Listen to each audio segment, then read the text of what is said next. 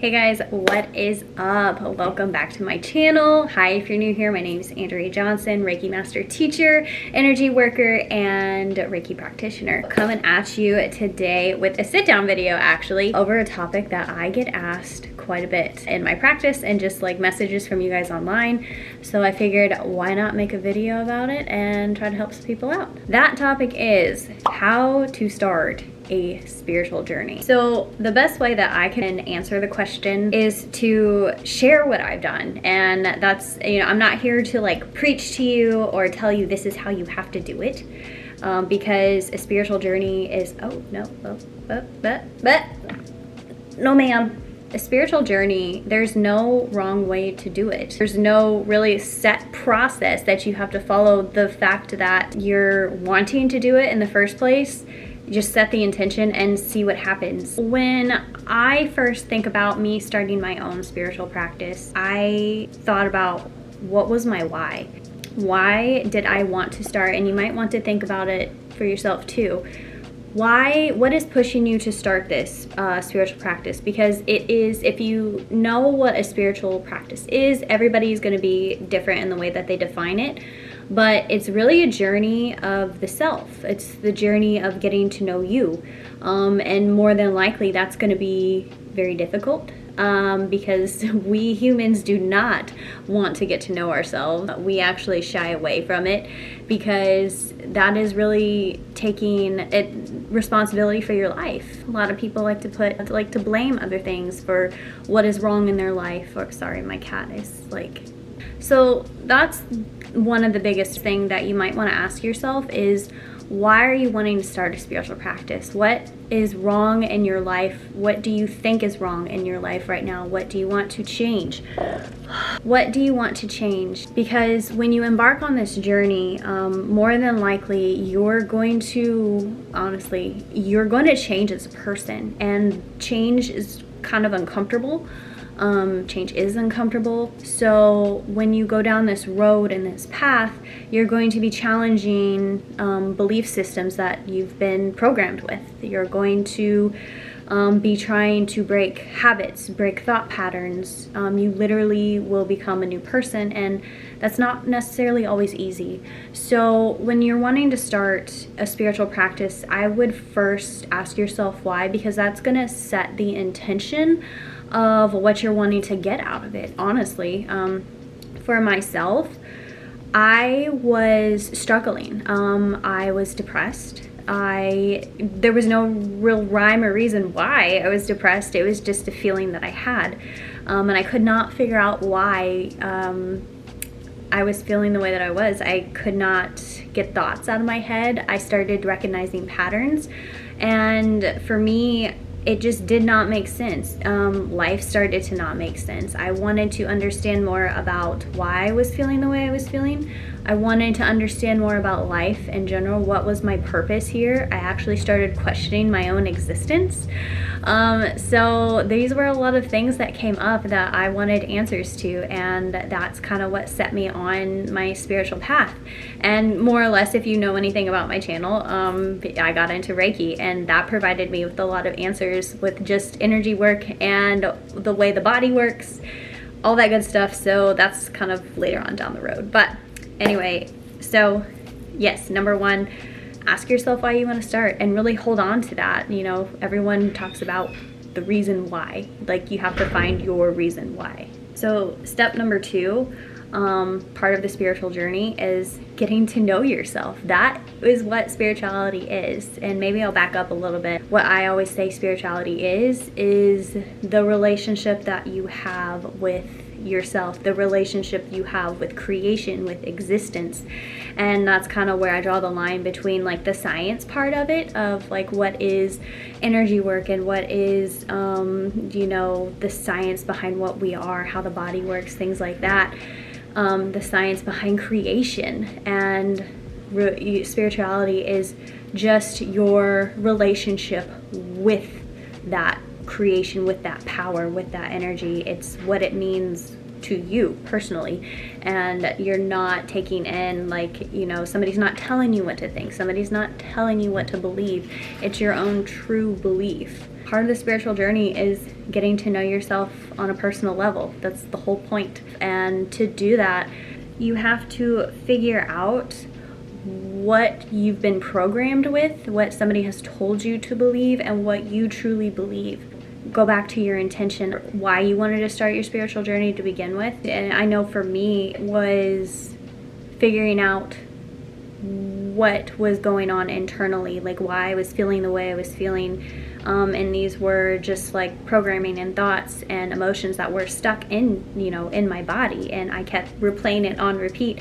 So to do this, like, it's kind of like a form of shadow work of getting to know yourself. You're going to be facing some of the things you probably don't want to face. I mean, all humans have to, or all humans have a part of them that they probably shove deep down, and emotions and feelings, and that really builds up over time, and it will affect you body, mind, spirit. So when you get to know yourself, that's kind of part of it, is clearing out these old things that no longer serve you, the energetic wise. And then part of that comes with, a new way of thinking and a new way of living. So when you clear out these energies that are no longer serving you, you can bring in more of higher vibrational energies, more of what is actually you and your higher self. With that comes new habits, new routines, new ways of thinking. You're reinventing yourself. And to do that, you have to get to know what you currently are and to face what you currently are to change it. And you're going to know what you want to change. If you don't necessarily know exactly what you want to change, or kind of if you're confused on where to start with this, start with the way that you feel internally. Emotions are the communication between your higher self and you, between the universe and you.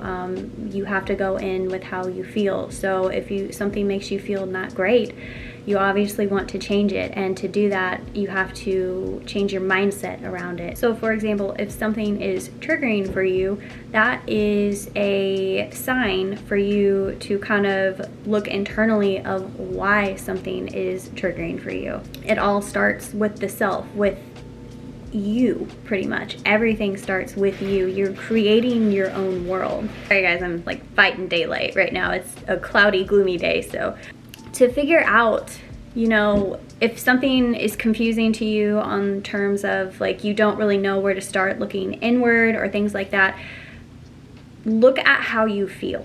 The universe communicates with feelings, with emotion, energy.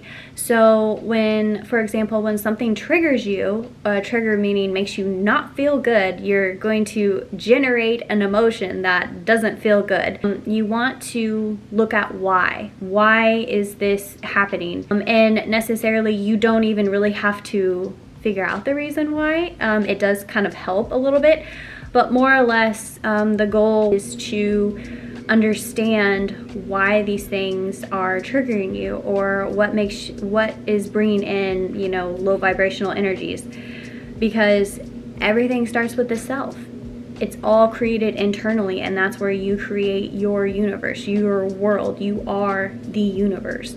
So no one else is responsible for these energies. Yes, people may trigger you, or events may trigger you, but it's you creating that within yourself. So to do this, it is a mindset shift. You have to shift the way you see things and understand things, for then to, when somebody does something that used to trigger you or creates a negative emotion within yourself, or just an emotion that is not desirable, you can stop it, and you can see when these things are happening, and you can shift your mindset around it. So when the next time life wants to test you again, you don't generate the low vibrational emotion, doesn't get stuck in your body. You can just move on. So that's kind of the whole point of getting to know yourself, doing shadow work. You can really reinvent yourself with it.